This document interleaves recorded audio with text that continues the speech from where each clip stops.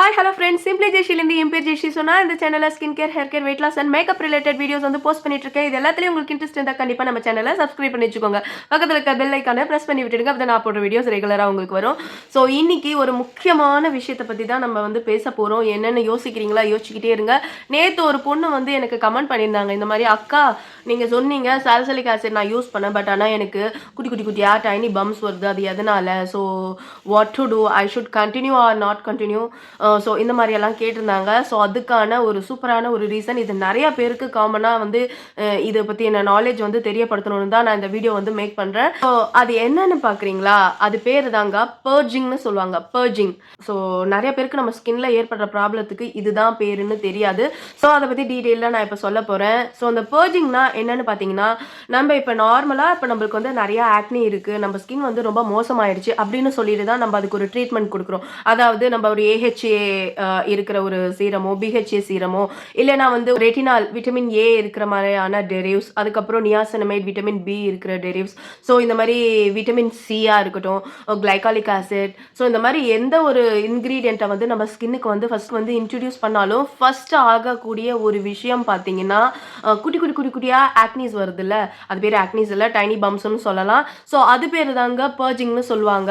So இந்த ஏஹெச்ஏனா alpha hydroxyl acid, பிஹெச்ஏனா பீட்டா ஹைட்ராக்சி ஆசிட், அதுக்கப்புறம் இந்த ரெட்டினால் உங்களுக்கு தெரியும், நிறைய தோல் சுருக்கம் இருந்தால் அவங்க வந்து இந்த ரெட்டினால் யூஸ் பண்ணுவாங்க. அது போக சால்சலிக் ஆசிட் வந்து ரொம்ப ஆக்னி இருக்கிற ப்ராப்ளத்துக்காக யூஸ் பண்ணுறது. ஸோ இதுவுமே வந்து பிஹெச்ஏ ஃபேமிலி தான். ஸோ அதுக்கப்புறம் அதுக்கப்புறம் பார்த்தீங்கன்னா கிளைகாலிக் ஆசிட். இந்த கிளைகாலிக் ஆசிட் யாரெல்லாம் யூஸ் பண்ணுவாங்கன்னு பார்த்தீங்கன்னா, நம்ம ஸ்கின்னை வந்து பிரைட்டன் பண்ணணும்னு நினைக்கிறவங்க, நியாசினமைட்ஸ் அந்த மாதிரி நிறையா இருக்குது. நம்ம ஸ்கின் கன்சர்னுக்கு ஏற்ற மாதிரி இந்த சீரம்ஸ் எல்லாம் வந்து நம்ம யூஸ் பண்ணுறோம். ஸோ இந்த மாதிரி எல்லாம் யூஸ் பண்ணும்போது ஃபஸ்ட்டு நம்ம இந்த ஸ்கின்ல வந்து நார்மலாக நம்ம என்ன ஸ்கின் கேர் ரொட்டீன் பண்ணிட்டு இருப்போம்னு தெரியாது. ஆக்னி ப்ராப்ளம், இந்த மாதிரி டார்க் ஸ்பாட் இருக்குது, அது இருக்குது, இது இருக்குன்னு எக்கச்சக்கமாக இருக்கும். So skin problem. ஸோ அதுக்காக தான் வந்து நம்ம வந்து ஒரு சீரம் வந்து யூஸ் பண்ணுறோம். அந்த சீரம் நம்ம ஃபஸ்ட்டு அப்ளை பண்ணப்போ அது என்ன ஆகும்னா, நம்ம ஸ்கின் டீப்பராக போக ஆரம்பிக்கும். ஸ்கின் டீப்பராக போயிட்டு நம்ம செல்ஸோட டேர்ன் ஓவரை வந்து இன்க்ரீஸ் பண்ணும். ஸோ செல்ஸோட டேர்ன் ஓவர் இன்க்ரீஸ் பண்ணுறதுனா என்னன்னு கேட்பீங்க. அதாவது பழைய ஸ்கின் போய் நியூ ஸ்கின் வர்றது தான் அது செல்ஸ் டேர்ன் ஓவர்னு சொல்கிறாங்க.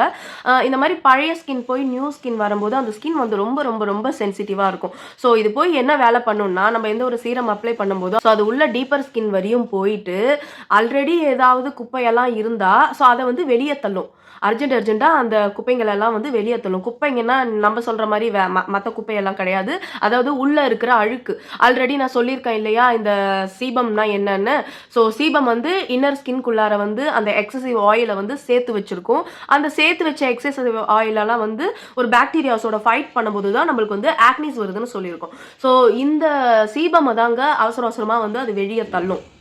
உள்ள என்னென்ன பாக்டீரியாஸ் ஆக்னியை வர வைக்குதோ அந்த ஒரு கிருமிகள் எல்லாம் வெளியே தள்ளும். அதாவது 4 மாசத்துக்கு பின்னாடி வர போற பிம்பிளா இருக்கட்டும், அதை வந்து இந்த ஆக்டிவ் இன்கிரீடியன்ட் யூஸ் பண்றதுனால அது முன்னாடியே வர வைக்குது.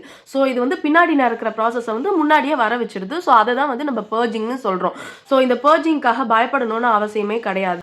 ஸோ இதுக்காக நீங்கள் பேனிக் அட்டாக்ட் எல்லாம் ஆகிட்டு, ஸோ இதுக்கப்புறம் நான் என்ன ஆகுமோ ஏதாகுமோ, இவ்வளோ பெரிய தலைவலியை என் தலையில் போட்டுக்கிட்டேனே, ஸோ அப்படியெல்லாம் கண்டபடி யோசிக்காமல் ஆல்ரெடி இப்போ நீங்கள் வந்து ஏதோ ஒரு ஆக்டிவ் இன்க்ரீடியன்ட் வந்து சூஸ் பண்ணி யூஸ் பண்ணிட்டு இருக்கீங்கன்னா அதை கண்டினியூஸாக நீங்கள் யூஸ் பண்ணுங்கள்.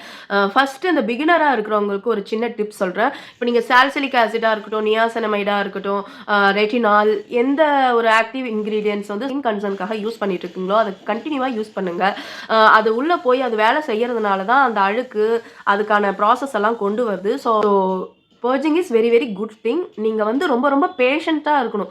ஸோ ரொம்ப அமைதியாக அது வாட்டிக்கு அது வேலையை பார்க்கட்டும்னு நீங்கள் விட்டுடணும். ஸோ குட்டி குட்டியாக டைனி பம்ப்ஸ் வருதுன்னு சொல்லிட்டு அதை போட்டு நோண்டுறது, கிள்றது, ஸோ திரும்பவும் அந்த மாதிரி வேலையெல்லாம் பண்ணவே கூடாது. ஃபர்ஸ்ட் இந்த பர்ஜிங்க்கும் பிரேக் அவுட்ஸுக்கும் வந்து நீங்கள் கன்ஃபியூஸ் ஆகிக்க கூடாது.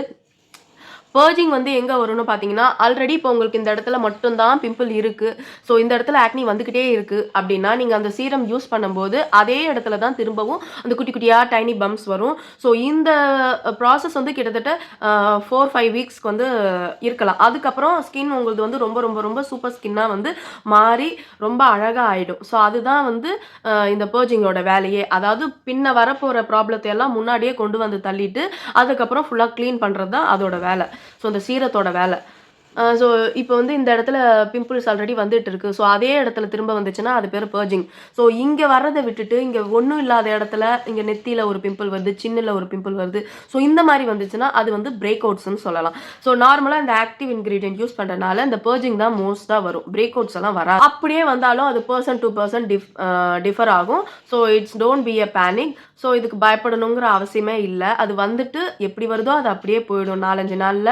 ஸோ ஆக்னியா இருந்தா ஒரு 8 நாள் ஆகும். அது வர்றது, அதுக்கப்புறம் அது மெச்சூர் ஆகுறது, அதுக்கப்புறம் அது குறையிறது. ஸோ அந்த மாதிரி நெறைய ப்ராசஸ் இருக்கு. நமக்கு சளி பிடிச்சா எப்படி 1 வீக் ஆகுதோ அதே மாரி தான் இந்த ஆக்னியும். ஸோ பர்ஜிங் வந்து ஒரு 2, 3 நாள்ல சரியாயிடும்.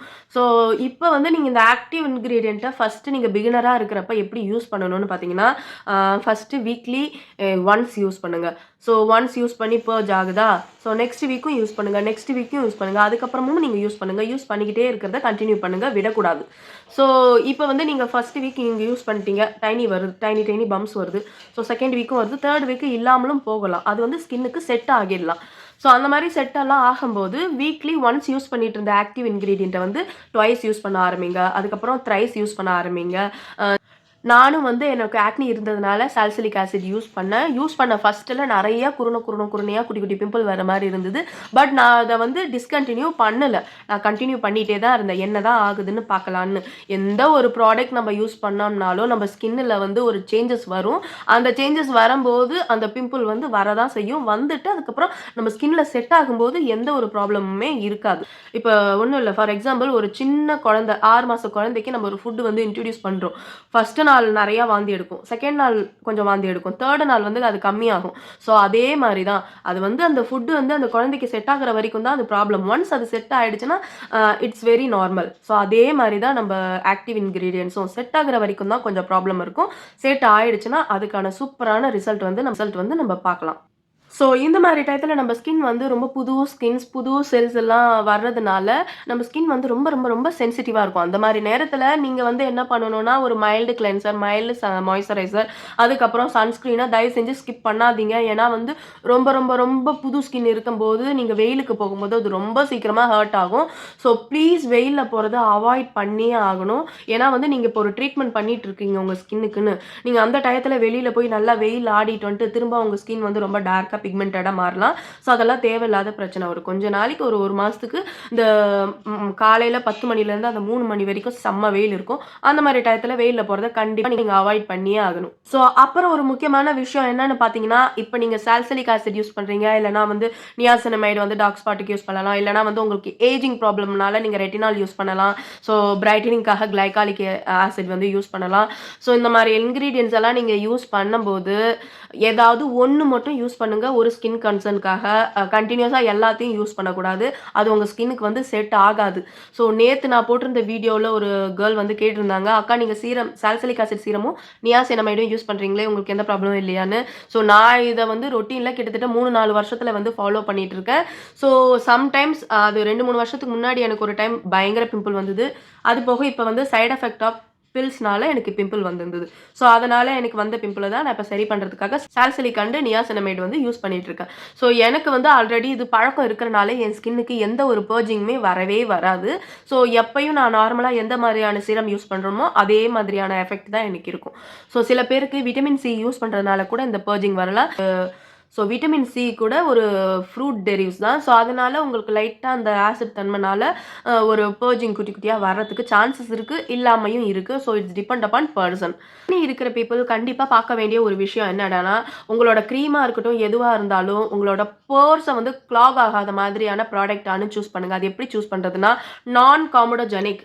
ஸோ இந்த ஒரு பேர் இருக்கான்னு மட்டும் உங்களோட ப்ராடக்ட்டில் வந்து செக் பண்ணுங்கள். நான் காமடோஜெனிக்னா உங்களோட போர்ஸை வந்து கிளாக் ஆகாமல் அது பாதுகாக்கும். ஸோ அந்த மாதிரி ப்ராடக்ட் யூஸ் பண்ணிங்கன்னா உங்களுக்கு ஃபர்தராக வர ஆக்னிஸ் வந்து வராமல் நீங்கள் அவாய்ட் பண்ணலாம். ஸோ அவ்வளோதாங்க. ரொம்ப ரொம்ப சிம்பிளான விஷயம். Trust the process. Be happy with the purging.